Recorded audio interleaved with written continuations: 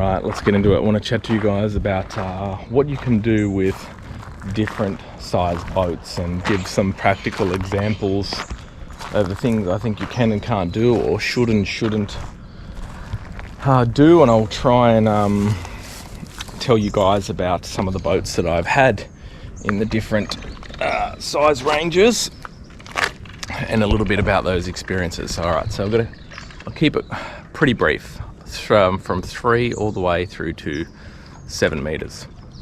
Okay, firstly, starting off with a 3 meter boat. So we'll say, I'm going to be broad here, so 3 to 4 meters, let's say. So most of these boats are, like particularly in Australia, you know, you're looking at aluminium boats. A lot of them don't have flat floors, so it's just basically the bare aluminium, typically quite narrow, less than 2 meters in many cases. And look, with these sort of boats, they might be rated up to 3 or 4 people, but any more than 2 people, it becomes a crowd. Definitely suitable for estuaries, lakes, rivers. I do not recommend crossing coastal bars in anything between 3 and 4 meters. I mean, look, you could on an extremely calm day, but I really don't recommend it. And look, even on a choppy day, to be perfectly honest, this sort of size of boat really should be left at home. They won't even handle a windy day on an estuary or anything like that. So look, we've had heaps of boats in this size range, most of them tinnies, like I said, and yeah, they're a very good, cheap beginner's boat, good for the estuaries, you know, casting soft plastics, all that sort of stuff, but quite unstable, and any more than 2 people and yeah, you'll definitely be struggling. So good little river boats. All right, when you're stepping up to the 4 meter range, so let's say 4 to 5 meters, it's a size range where you have a lot more options, and you'll see a lot of fiberglass boats in this size range as well. So what you're getting when you step up to this range is you're really going to a class of boat that you can start doing some light bay fishing. You can cross coastal bars, handle a bit of chop, okay, handle a bit of swell. You know, these boats will be rated, up to 4 or 5 persons, and you know, you could have 4 at a squeeze, although it will be tight. But look, I own a ton of boats in this size range, and look, in Australia, the Haynes Hunters are really a standout in this sort of size, particularly in the old models. You've got like the 445R, the 445C, they're great little sort of 14.5 foot boats.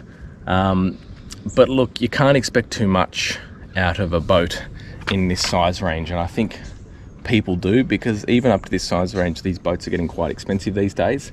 What you'll find is they're quite unstable. Okay, so this is a type of boat that they will all basically have flat floors and things like that, so you can stand up in them. They're not a sit-down only boat. I forgot to mention the sort of 3 to 4 meters are very much sit-down style boats in most cases.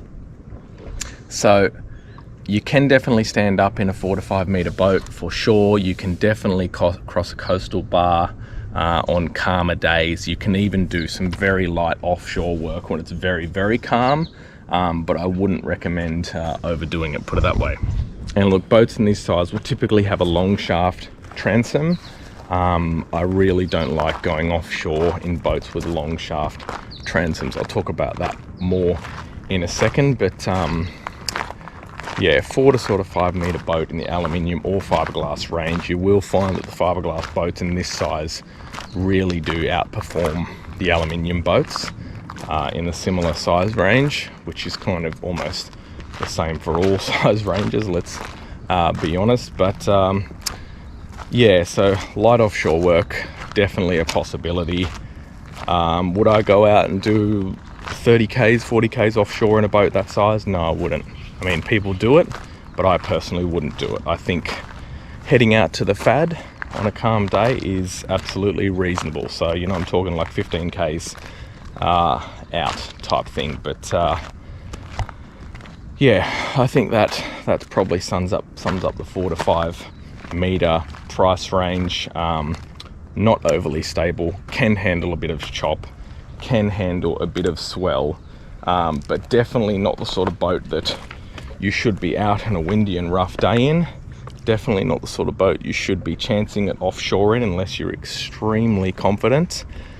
And yeah, don't expect too much out of it. That's all I would say. So, yep. Now, when you're stepping up in the 5 to 6 meter range, you're really moving into a much more capable boat, okay? A boat that can basically handle more adverse conditions on the water.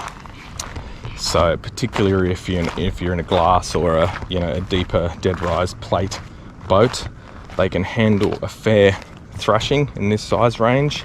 They can land reasonably softly over waves and chop, and you're in a size range where a lot of them have extra long shaft transoms, which greatly reduces your chance of getting water come in over the back of the boat offshore, which did happen to me in a 5.3 meter cruise craft one day, about 40 k's out, and we literally almost sunk. The boat filled with water almost to the very top. It was a really, really scary and dangerous situation. So I don't like doing serious offshore work in anything that doesn't have an extra long shaft transom. Also in the 5 to 6 meter range, you're starting to get a little bit of weight in the hulls. Everything up until now that I've mentioned are basically extremely lightweight hulls, so they don't really push through the water at all, and the landings can be quite rough over and through chop. So yeah, 5 to 6 meter is a really good size as far as very easy to launch, retrieve, handle, tow. Can tow one with just about anything, and you have, I would say, the beginnings of what is a genuine kind of light offshore, light blue water boat. So yeah, 5 to 6 meter is kind of, I guess it's an entry level offshore boat. You need to be very careful, obviously watching the weather, but you can definitely get out there. These boats will also start to have better fuel capacity and things like that as well. Okay, now when you're going up to 6 meter, a 6 meter is definitely a big kind of step up. Okay, so it's got everything that I've mentioned. The difference is with a 6 meter boat, let's say 6 to 7 meters, this is a style and class of boat that not only can you go offshore, you can go offshore with a lot more confidence, a lot more safety, and if things do get nasty, look, you're not going to be in the winds blow up 20-30 knots, there's a big swell, you're not going to be in any level of comfort, I can assure you of that. But I don't think you'll be unsafe if you've got skills, if you're a skilled captain. So I've been offshore numerous times in boats in the 6 to 7 meter length raise, glass plate, etc., and been in some really, really bad conditions. And being at the wheel and being fairly experienced, I can honestly say that I never ever felt unsafe. And I'm not kidding, but I'm talking about 4 or 5 meter swell. It was probably poor planning being out there in that, but big swell, 20-30 knot winds, gusting even more.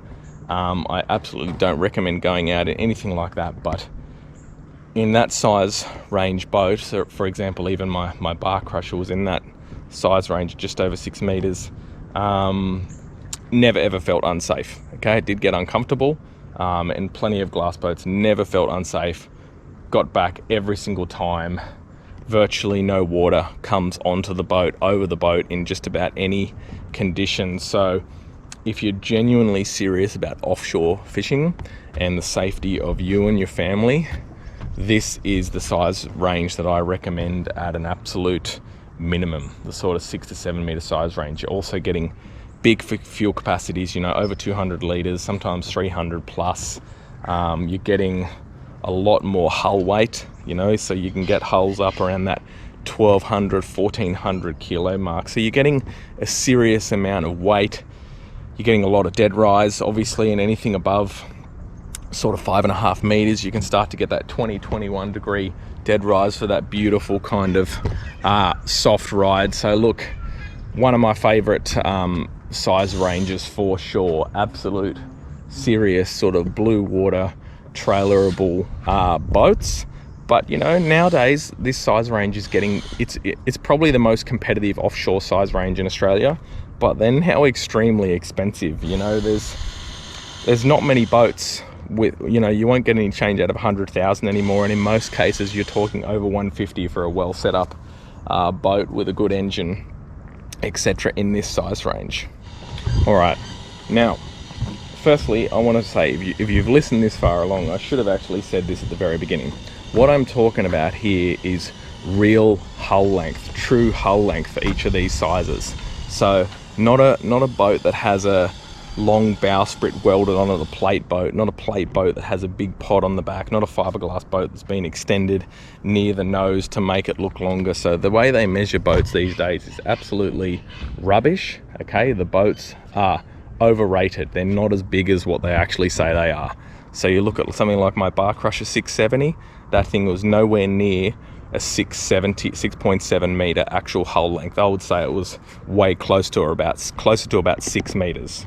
The fiberglass, same with the Surtees. 7 meter Surtees is not a 7 meter boat. Okay, it's not even close to it. Same with all the brands. This is an industry standard now, and there's very few brands that actually market their boat and sell it based on the true length of the boat. Okay, so I think North Bank is more realistic. Okay, so if you go buy a 650 North Bank, that's actually bigger than 6.5 meters with the entire length with all that crap included. So I'm talking about true hull sizes here. Okay, true hull sizes, not fake hull sizes. All right, now if you go up to a 7 meter boat, obviously you've got everything that I've said, but you're now getting into a territory of lots of weight. Hard to tow, hard to launch. And I know all these guys out there will tell you, and they probably do, oh, I launch and retrieve by myself, I've got a boat catch and it's great and all this sort of stuff. That's fine. That's if the weather's perfect and the tide's not roaring and it's not really windy and you're not stressed out because there's 50 people at the ramp and whatever. This is a size of boat that is, to me, very much a two-person operation, okay? At least, to get in and out. But the difference is between when you're going up to a 7 meter boat, okay, something like my Caribbean, which is basically a true 7 meter boat. Let's go for a little bushwalk here. Right, I'll keep talking while I'm walking through this scrubland. So when you go up to something like my Caribbean, okay, true 7 meter boat, you're obviously getting all the things I've mentioned as far as handling and stuff is concerned. But what you're getting, it's the first size of boat that you can take offshore. You can have all those things of safety and all that sort of stuff. You have plenty of space for a larger group. But the key difference, and it's a big one, is comfort. Okay, so when you're stepping up to a 7 meter hull, you've got plenty of hull weight, okay, and the difference is they push through the water so beautifully and so smoothly. Okay, so you're going from being out there and basically having to quite literally hang on the entire day. Okay, that Bar Crusher of mine, each person had to pretty much be hanging on to something at all times, and you just get used to it. Okay, and look, it's kind of plate boats as well. Let's face it. So there's a big stingray down there. Don't know if you guys can see that. So basically you're hanging on all day long. You come home, you're exhausted, you're physically exhausted, okay, because your body is just so tense from hanging on all day offshore.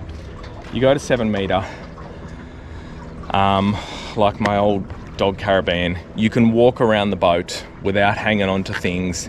It is stable, it is much smoother through the water, so it seriously reduces wind chop and transitioning that wind chop through your body, because it almost cuts through the water. It acts like, you know, suspension on a car. seriously smoother, seriously more comfortable. Obviously a sort of size range that you can start doing comfortably some overnight trips in. Even in my boat, I'm going to be doing some port to port trips, so up and down the coast, north and south, when I get the fuel capacity sorted out. Go up to another, from here, go up the coast, pull up at a marina, fish a comp for a couple of days with the boat cover on, come back. So that can sort of start with 7 meter range. But the main difference is, like I said, it's comfort. You come back after being out there for a day and you actually feel good. You don't feel exhausted. You don't feel tired. Your muscles aren't aching. Your knees aren't sore. Your back's not killing. So it's a lot more hassle to get a boat like mine on and off the water. Okay, there is no doubt about it. But once you are on the water in a 7 meter boat, your body will thank you and you will enjoy your time on the water a lot more. And obviously, you know, very safe. Look, I know a lot of people with 23, 25 Bertrams and Caribbeans, and they go out and have been out in ridiculous conditions, and these things just plow through the water. Like, they really do master the ocean. Okay, they make the ocean, you know, they are the master of the ocean. There's not many boats that ride better than a Bertram. Like, no joke. I'm not just saying that because I've got one. That's the reason why I obviously bought one, and it's the real deal. So, you know, and you're also stepping up into a size range where you've got obviously fly bridge options and things like that.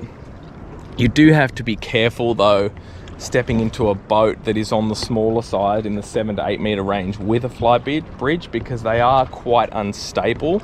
Okay, so you've got to think that they're not kind of wide enough and don't quite have enough volume, in my opinion, to carry a fly bridge particularly well. So especially the 23s, they are a little bit tippy. The 25 has a lot more volume and width than the 23, so it carries it a lot better. But then again, I've had people tell me that the Bertram 28s with the fly bridge are very unstable as well. So I think it depends on the exact boat. But yeah, look, if you want the ultimate offshore experience, 7 meter is where it's at.